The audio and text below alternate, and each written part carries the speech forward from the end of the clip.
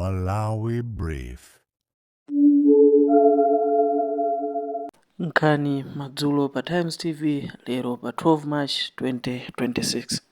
Mabungwe aboma 10 alephera kupereka kalata za umboni wamomwe amagwiritsira ntchito ndalama zopitirira 905 miliyoni kwacha. Izi zadziwika kudzera mu ripoti la ku ofesi yolondoloza chuma cha boma la mchaka cha 2022 mpaka chaka cha 2023. Zotsatira za mu ripoti ili anazikambirana pa mkumano omwe unachitikira mu mzinda wa Blantyre. Bungwe la African Institute of Corporate Citizenship ndilo linakonza zokambiranazi. Liwereni Mpasa walemba ripoti ili lomwe akuwerenga Elvis Hoahoa. Mu ripoti ili Auditor General Thomas Makiwa asonyeza kudandaula kuti maunduna komanso nthambi za boma zambiri zalephera mobwerezabwereza kupereka zikalata za umboni zothandizira pa nkhani zokhudza ndalama zomwe zagwiritsa ntchito. Wachiwiri wa Auditor General Timothy Mponera anati National Audit Office ilibe mphamvu zozenga milandu anthu omwe akuganiza kuti alakwitsa ponena kuti ntchito yawo imatha kangopereka zotsatira za kafukufuku wawo ku nyumba ya malamulo. Ifeyo ntchito yathu sitigwiranso ntchito ya mtundu wina koma ya audit yopanga kafukufuku ya mmene ntchito yayendera pogwiritsa ntchito ndalama zimene zinaperekedwa ku mabungwe osiyanasiyana komanso maunduna osiyanasiyana. Timamba kaitaonetsetsa kuti kodi kolingana ndi mmene zinthu zikuyendera kodi zikugwirizana ndi chimene kuchitika kapena pali pena pake pamene sizinayende bwino pofunika kuti tiwunikireponso. Mkulu wa bungwe la AICC Adriana Lowanda wati kulimbikitsa ukadaulo wa mabungwe omwe saboma ndi atolankhani nkofunika kuti mabungwe aboma azitsatira malamulo pa zachuma. National Audit Office iwo kwawo ndikungopereka kuti tapeza izi ndipo tikukupemphani kuti mukhoza kupanga izi. Koma kuchokera pamenepo sizimapezeka kuti zinthu zikutsatidwa. N'chifukwa chake ifeyo kugwira ntchito imodzi ndi National Audit Office komanso aboma komanso mabungwe amene sali aboma. Cholinga chathu ndikuonetsetsa kuti zimene zalembedwa kapena zimene zayerekezedwa kuti zichitike zizichitika. Ndiye kwa ifeyo ndikupanga folo komanso kuonetsetsa kuti wina aliyense akutengapo gawo kuonetsetsa kuti zimene National Audit Office apereka ngati zoyenera kuchitika zizichitika. Msonkhano unachitika mugwirizano wa mabungwe African Institute of Corporate Citizenship AICC, National Audit Office NAO komanso Intozai Development Initiative. Unduna wa maboma ang'ono mogwirizana ndi bungwe la International Fund for Agricultural Development IFAD wapereka 5.6 billion kwacha ku magulu ochita malonda. Cholinga cha thandizoli ndi kutukula maguluwa. Mwambowu wachitikira ku Lilongwe. Zambiri mu ripoti ili la Pemphero Malimba. Undunawo pamodzi ndi IFAD apereka ndalamazi kudzera mu ndondomeko ya Transforming Agriculture through Diversification and Entrepreneurship Program Trade. Maguluwa omwe ndi monga Nasfam Commodity Market Exchange Limited, Paramount Holdings Limited, The Village Farms Limited ndi MCM Investments Limited alandira ndalama zapakati pa 155 miliyoni kwacha ndi 437 miliyoni kwacha. Nduna za maboma ang'ono a Ben Pili yati kuyembekezera kuti ndalamazi zithandizira kupititsa patsogolo chuma cha dziko lino. Tikulandira ma grants ngati awawa sikuti tiyembekezero mawa tilandiranso koma tagwiritsa ntchito moyenerera. Dziko lathuli lakhala lili kapena ndi lodalira pa ulimi. Tikufunika kuti ulimi umenewo tiwonjezere mphamvu, tiwonjezere value kuti zakunja zimene zimabwera muno tichepetse. Mkulu wa bungwe la IFAD kuno ku Malawi Abinadette Kumukonyola atakuyembekezera kuti thandizo lomwe magulu alandira lithandiziranso alimi kuti apite patsogolo. Mkulu wa Machimilk Company Limited Amadalitso Charles Phiri ati thandizoli liwathandiza kuti ntchito za kampani yawo zipite patsogolo. As a company that is into manufacturing, we are ready to work with the Malawi Bureau of Standards as we have been doing, and to continue that relationship so that, which to the extent whereby we are even, exporting, our products to other countries, and that will require Malawi Bureau of Standards to come in, and confirm that indeed we are export ready with our products. Ndondomeko ya trade idayamba mchaka cha 2019 ndipo ndi ndalama zokwana $125 million zimene amazipereka magawo atatu amene ama business ang'onoang'ono amayi ndi achinyamata komanso mabizinesi akuluakulu. Wachiwiri kwa mtsogoleri wa dziko lino Jane Ansa watsindika kufunika kuti amalawi adzilemekeza ufulu wa anthu akhungu la chalubino. Iwo ati izi zingathandize kupititsa patsogolo miyoyo ya anthuwa. Ansa ayankhula izi pa bwalo la Bwemba Baptist m'boma la Lilongwe pamwambo opereka katundu osiyanasiyana kudzera ku bungwe la Jane Ansa Foundation. Rebecca Chimcheka Matemba walemba ripoti ili. Ansa walimbikitsa anthu mdziko muno kukhala okondana komanso kuthandiza anthu omwe alibe kuthekera koyima pawokha.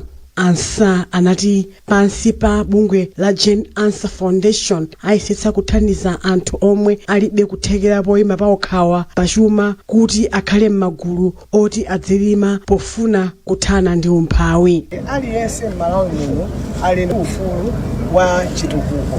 Ndiye ufulu wa chitukuko sikuti ngwapatsa anthu kaya ufa lero chovala mawa, koma chimene tikufuna kunena kuti akhale ndi kuthekera, kunena kuti pa iwo okha adzakwaniritsa zosowa zawo pokhala iwowo akuthamangathamanga ndi kuchita zinthu zoti zatukule.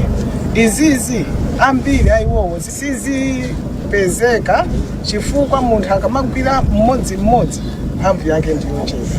Ansa wapereka katundu monga njinga, zovala, mwazina komanso mafuta odzola kwa anthu amene ali ndi ulumali wa khungu la chialubino. Woyankhulira polisi mdziko muno Alayo Chintembo wati mkulu wakale wa Malawi Broadcasting Corporation MBC George Kasakula akaonekera ku bwalo la milandu mu mzinda wa Blantyre lachisanu sabata ino.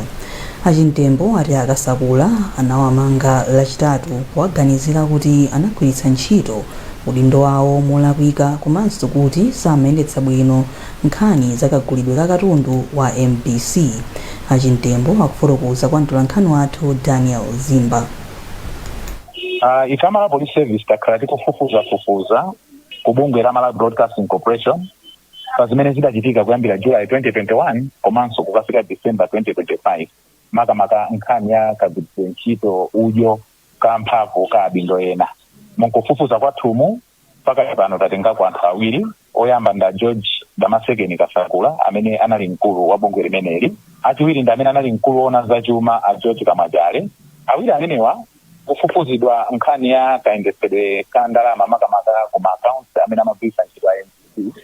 Tikufufuzanso nkhani yoti amakwanisa kugulitsa malonda kapena kupanga advertise malonda a anthu koma osalipira. Tikufufuzanso nkhani imene adapanga yoyesera kufufuza zimene zimachitika kuti anthu asadziwe kuti zinachitika zotero. Tikufufuzanso nkhani ina imene awiriwa adapereka chilevozo chopereka ndalama za nkhani ku hotelo ina mu mzinda wa Lilongwe kumene mkulu wakaleyu adakagonako ndi banja lake. Tikufufuzanso ndondomeko zimene adatsata kuti agule galimoto ina youlutsira mawu kunja outside broadcasting fund kuchokera mdziko la Italy imene mpaka na pano sidafike.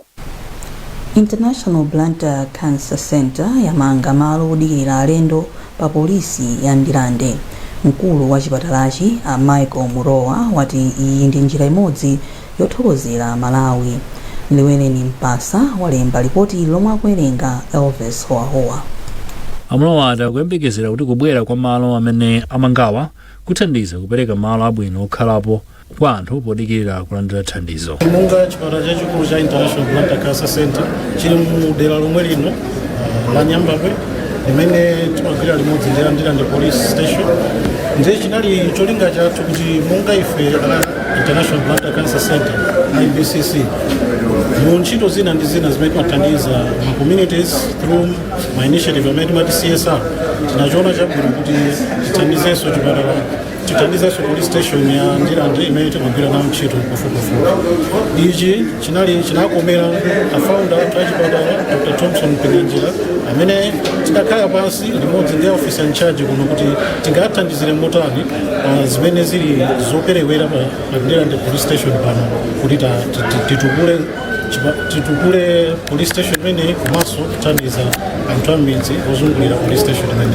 Commissioner wa polisi mchigawo chakumwera chakuvuma Love Momabumba anati mgwirizanowo ukuonetsa kufunika kogwirizana pakati pa mabungwe a bizinesi ndi mabungwe oteteza malamulo. Lero tili osangalala chifukwa cha chithandizo chimene talandira kuchokera ku Blantyre International Cancer Center pomwe atipasa shelter komanso kutikonzera maofisi athu a polisi. Anthu ambiri amabwera kuti azalandire chithandizo kuno ku polisi, koma akafika kudikirira chithandizo choyenera amasowa malo abwino okhala. Ndipo zimene apanga a International Blantyre Cancer Center chinthu chapamwamba kwambiri ndi umboni wakuti kuli anthu amene ali nafe kugwira nafe ntchito limodzi kupititsa chitetezo pasogolo. IBCC ndi chipatala chapadera chomwe eni yake ndi a Thompson ndi Barbara Mpinganjira Foundation.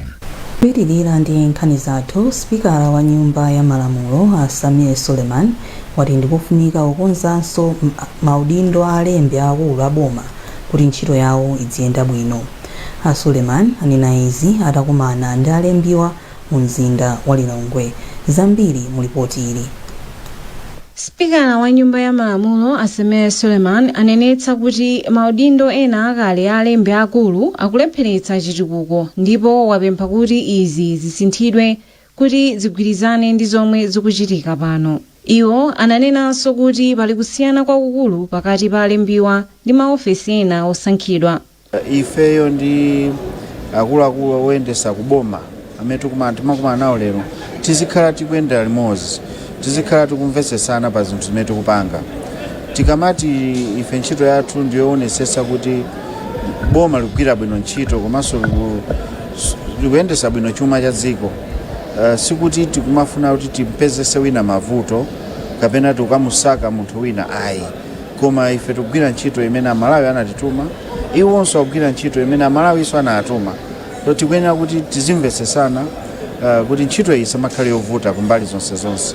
Mlembi wamkulu wa boma Justin Saidi wayamikira mkumanowu kuti ubweretsa mgwirizano komanso kusintha kumene kutapititse patsogolo ubale wawo. Ifeyo tu ngati mbali ya executive tilosangalala kwambiri kuti lero tinali ndi mkumano wa parliament umene takhala tikukambirana zinthu zingapo. Ntchito zathu ndikane kuti zimagwirana chifukwa ife ngakhale ntchito yathu ndikuonetsetsa kuti malamulo amene apangidwa aja tiwagwire ntchito tipange zoyenereka kuti zinthu ziziyenda, komanso iwo ndoyeneka kupanga malamulo munjira yotere timayeneka tizikumana pafupi tizitha kuona kuti kuli mpati pakukhotera nyani njira soyenza kuti tonse tizigwirira limodzi. Ndipo zimene tagwirizana lero ndi zabwino kwambiri kuti tigwirira limodzi tionetsetsa kuti tikusata ndondomeko ndipo zonse ziziyenda bwino, mapeto ake amalawi azasangalala.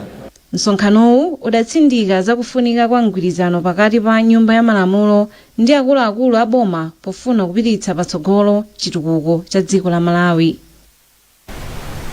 Nduna yoona za mphamvu za magetsi a Jean Matanga yati chidwi cha boma pa ntchito yomanga sukulu chikuonetsa kudzipereka kwake potukula maphunziro. Amatanga ayankhula izi kusalima potsekulira sukulu yoyendera ya sekondari ya Katawa yomwe yamangidwa ndi kampani yopanga magetsi ya JCM Power. Amatanga akufotokoza.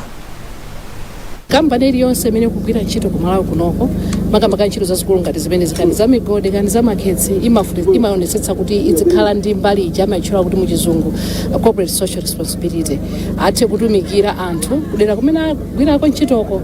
Ndiyeno nditayendera munda wathu wa sola ndakhutira kwambiri ndi munda wakulu kwambiri ndipo akugwira ntchito yabwino kwambiri mwakudziwira kuti akupukusa magetsi ambiri kunoko almost 60 megawatt.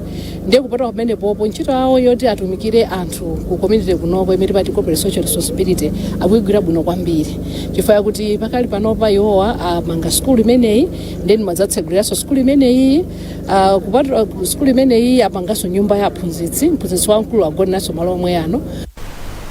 Ndipo mkulu wa JCM John Bahen wati anachiona cha nzeru kuti amange sukuluyi.